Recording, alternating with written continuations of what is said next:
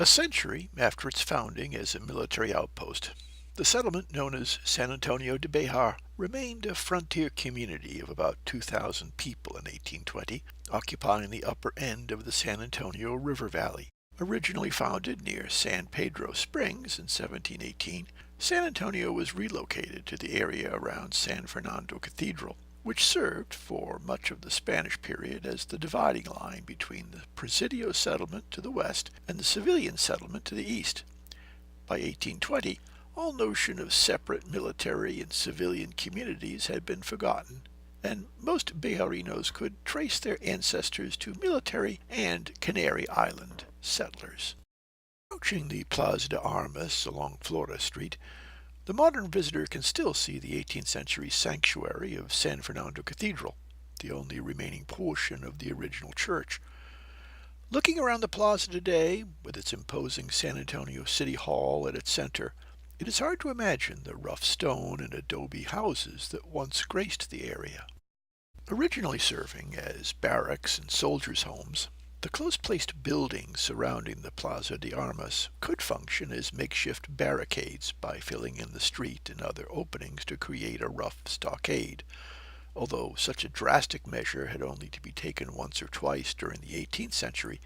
The plaza was the center of military action in the decade before 1820 and during the Texas Revolution. By the 1740s, what was known as the Capitania and today is referred to as the Governor's Palace, had been constructed at the northwest corner of the plaza.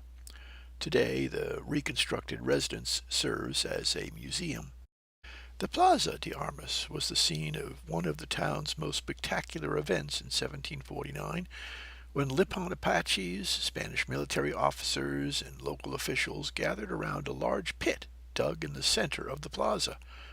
There, a horse, a bow and arrow, a tomahawk, and a gun had been buried to seal a peace treaty between the tribe and the Spanish government. Cattle, sheep, horses, and mules were everywhere to be seen in town, providing transportation, food, shelter, clothing, and illumination. By the early 19th century, traffic in town had grown to such proportions that Governor Manuel Saucedo issued Texas's first vehicle registration ordinance, requiring carts to have license plates. By the time the Canary Islanders arrived in 1731, the military settlers and mission Indians had begun construction of an acequia system, a network of irrigation ditches that created a rich agricultural center. Although the system fell into disuse in the decades after 1820, visitors to San Antonio can still see traces of the acequias throughout the city. In fact, crossing the center of town from east to west entailed stepping over the Acequia Madre, the main ditch, which flowed from the San Pedro Springs and served to water not only the cropland south of the town center, but the gardens and orchards of residents along its banks.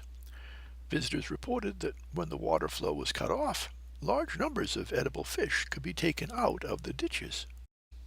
To enter the parish church of San Fernando, parishioners stepped over the acequia and crossed the graveyard in front of the building. The church, begun in 1738, remained a modest and poorly built structure until it was replaced by the French Gothic building seen today. Near the church stood the priest's house. In the 1770s, parish priest Pedro Fuentes requested permission to build the town's first two-story building. It would be many decades before other multi-story structures joined the San Antonio skyline, which, until after the Civil War, was dominated by the parish church's tower.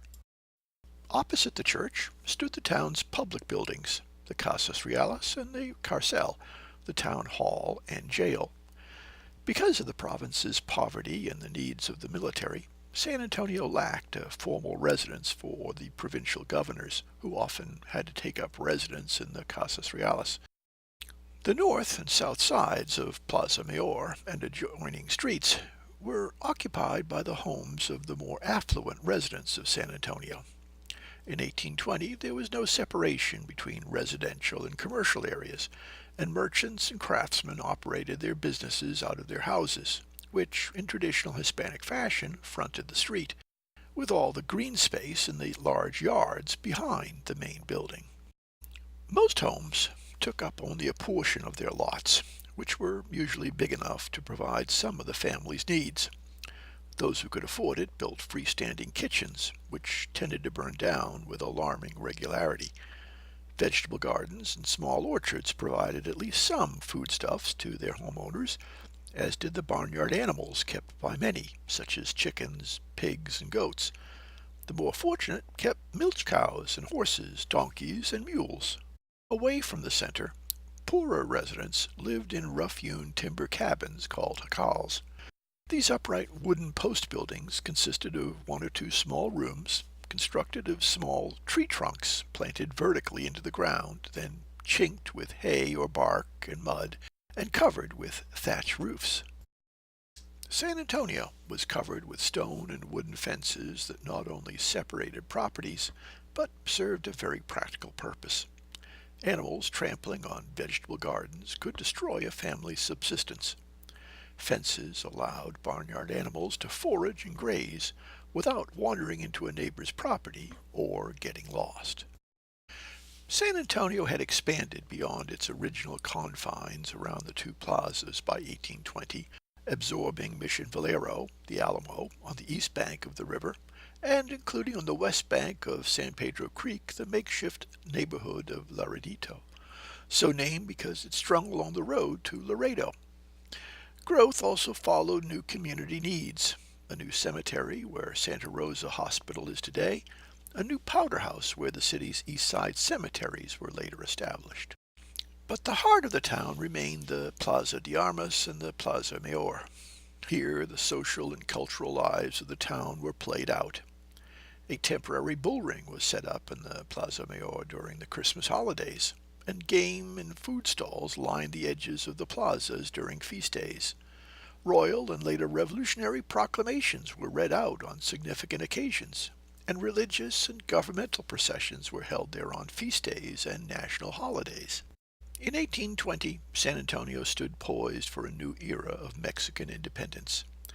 Today, it is hard to imagine how this humble village of 1820 would become the international metropolis that it is today.